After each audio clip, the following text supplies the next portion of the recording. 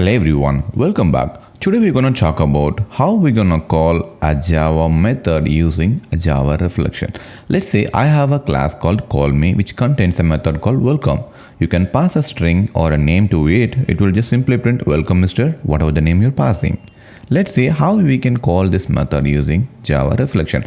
And make sure, remember one thing, this method contains the parameter. So we need to make sure while we are calling the method, we need to pass the proper parameter as well.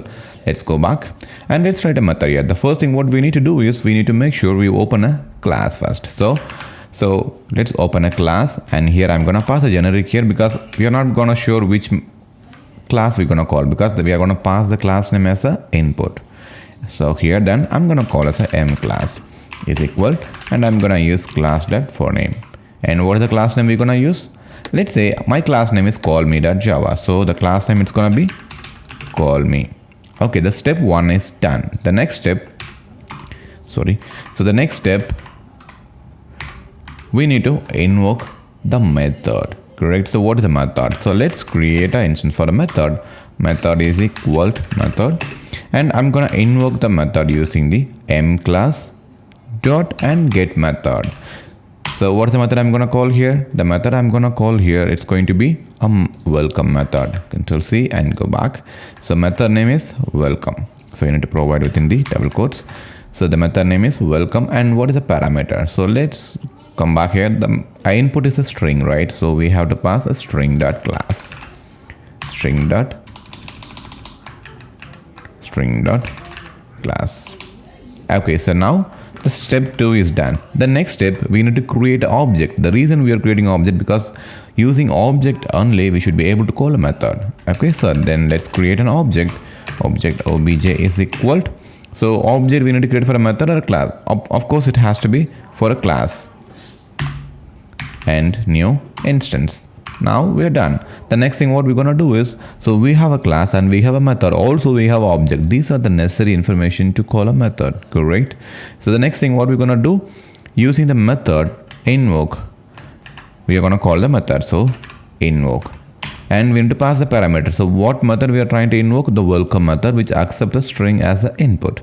So here we need to pass the object. Which object I'm going to call? So the object I'm going to call is obj. So using that object, the method I'm going to call this method, correct? And you need to pass the arguments. So it's a string argument, right? So I'm going to simply say Mr. maybe John. So what will happen? This will call the method, and it will return the string because that is the outcome of my welcome method. So whenever you call the method, it will simply return a string. So we can retrieve the string. Okay, so string output.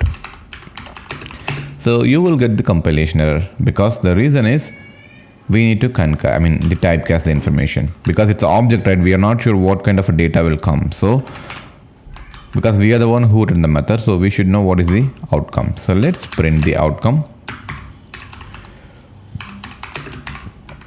plus output. Okay, so it's as simple as that. So I'm creating a class and I'm creating a method, I'm creating an object, and I'm calling the method, I'm printing the outcome. Okay, so instead of everywhere whenever I say create, we are not creating it. Actually we are using the existing classes and the methods, and we're gonna invoke them using our reflection APIs. So now what we can do, just right click and run the method. Obviously you will end up with some issue, that is possible. Okay, so there is an issue here.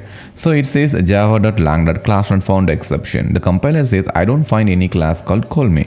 The problem is whenever you are using a class here, make sure you provide the package name. If you're not providing the package name, your compiler won't be able to find out the class name. So the callme is available in the same package com.bytecode velocity. Now let's run it again. Java application. See, now we got the output as a welcome Mr. John, right?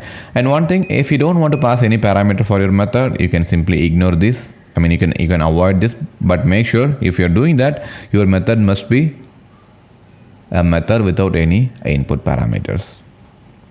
So let's see each other next video. Thank you so much.